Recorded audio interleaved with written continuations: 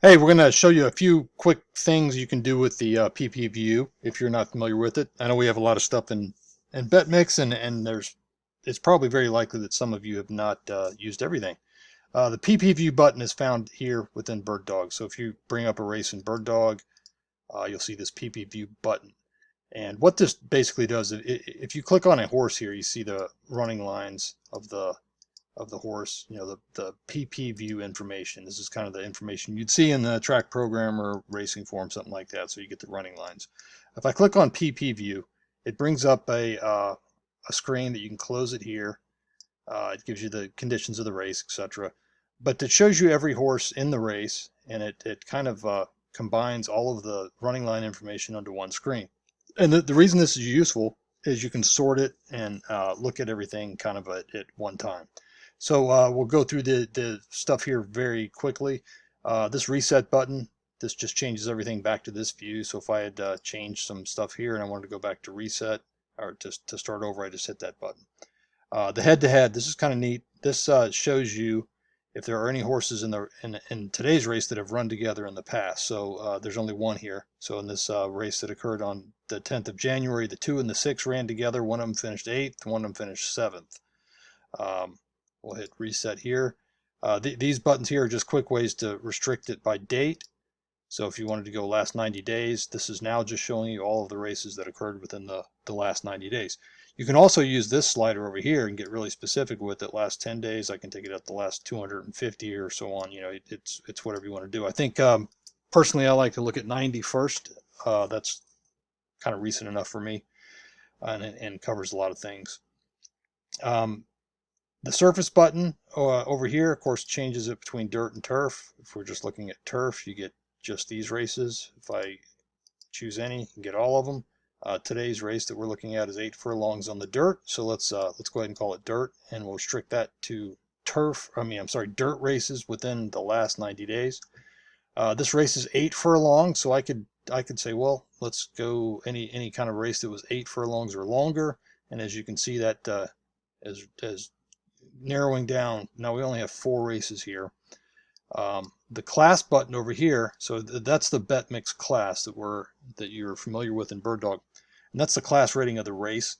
And so this shows you, if I sort by the class over here, the highest class race was a 59.5, and the lowest was 46. So I could say, let's make the class anything between 50 and higher, and it would kick out anything less than 50. Finish position, that's looking at the finish of the race over here. So if I wanted to restrict to horses that ran top 3, you get that. This is the new, now we're talking about the new things we've added, lengths beaten or ahead. And this is looking at the final call. So if you win the race, you're ahead. So this horse here was ahead by 2 3/4 lengths. Everybody else who did not win was some number of lengths behind the winner. So if I said I want to restrict the view here to horses that finish within 5 1/4 lengths of the winner, you're going to get that kind of a return. So this is pretty useful information here. There are a lot of times in turf races and big fields, you might get a blanket finish. A horse might have finished 6th or 7th, but it was only beaten a few lengths. So it's still a good race. But prior to that, we only had the finish here. So if you had sorted by horses that finish in the top 3, you potentially could be leaving out a horse that was pretty close, but didn't hit the board. The final couple of things we have here are speed, and this is quite simply looking at the speed column here and filtering out by speed, whatever number you want to make it. So, and these are dynamic, so it knows if I hit reset and I sort this way, you see that there's 93. That's the highest number of all the races. So that's where it is. If we were looking at a race where the highest speed figure was 110, that would be the upper limit on that. And that goes the same thing for lengths ahead, behind. And finally, we have surface condition up here. And this is extremely helpful, and this is new. If you are looking at a dirt race, and let's say it's coming up sloppy or muddy, you can uncheck everything other than the sloppy and muddy. and you just get those races that occurred on muddy and sloppy tracks. And that's easier than going through here one by one, of course, and looking at that. And so it puts them all together, and so you can kind of get a pretty good idea of what's going on. Now, everything I just did on that PPview is saved. It's still there. I can go back and forth between the two. Again, just close it up here and then launch it again up here. So all the work that I've done here is always going to be there until I hit reset or switch races. And let's see, the final new thing we added was to highlight the name of the jockey if that jockey is riding that horse back today. So if we go back and I'll hit reset again, and we look at horse number 1, for example, you can see the history of his races and who's ridden that horse: Zayas, Reyes, Yaramil, Panici, Reyes, and then Ortiz. And so Ortiz is riding today, and the last time Ortiz was on the horse, he finished 3rd.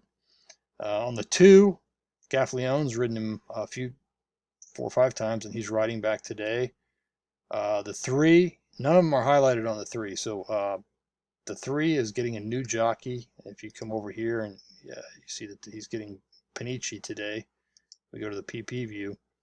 Panici's on the 3. In the past, down here, let's see, Panici was on the 4 several times. So anyway, this is really helpful if you're focusing on horses that are being ridden, or how they've done with certain jockeys, and is that jockey riding today. Now, as far as how you use PPview, there's tons of ways to use it, but I'll give you a few quick ones that are pretty obvious and may help you find some contenders. So the first thing I like to do is, I say 90 days. I look at 90 days, and then I'm looking at horses that have finished well within the last 90 days. So, in the past, I would say a top 3 finish, and I'd get that. But now that we have the links ahead, behind in there, I kind of look at 4 links. If you finish within 4 links of the leader. So that, you can see right here that brings in this 4 horse who finished 4th, 4 links back. And then I'll sort it by class, and I'm saying, all right, well, who has finished the best? So beaten less than 4 links in the best class race in the last 90 days. And of course, that gives you the 1 who was beaten 2 3/4 links back on December 29th. You can also just do that exact same thing, but instead of looking at by class, you can do it by speed, and again you get the 1. So that's a quick way of looking at it. Now I didn't go through here. Of course, you may want to go back and say, well, let's make sure that we're looking at dirt races and that they've run. It's near what today's is. So I'll say 7 furlongs and greater, or 7 furlongs to 8.5, and do that same kind of sort and change the lengths to 4, and then we'll sort again by class, and now you get the 6. Do it by speed, you get the 1. So the 1, 2, and the 6 look to be contenders here. Now let's say I'm looking for potentially a long shot.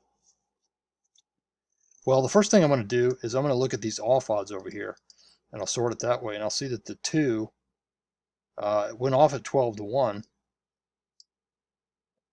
but that was a while back. That was in May of 2019. So if I go last 90 days, there's nobody here. So let me hit reset again. Now I'll just look in general who has hit the board at a price. So I'm going to sort by the odds column, and I'm also going to say I want to make sure that they hit the board as a price.